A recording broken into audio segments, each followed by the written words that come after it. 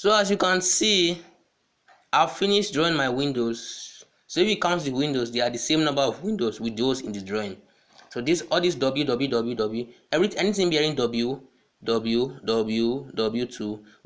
So all those W2 they are larger. So anything that's W2, look at W2 is here and W2 is here. So these are larger windows, W2 and W2. So the rest are W1. W1 is half the size of W2.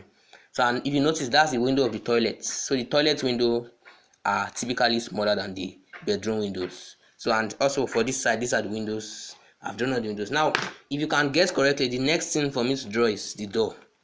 So I'll draw the doors now. These doors. Draw every one of these doors. Now, let me show you how to draw the door before I draw everything in batch.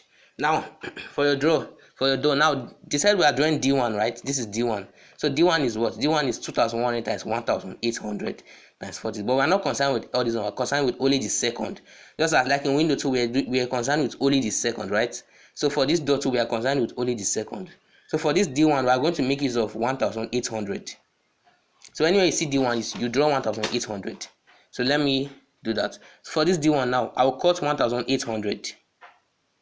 So this is 1000. Yes, D1. I'll cut 1800. Right? Am I sure?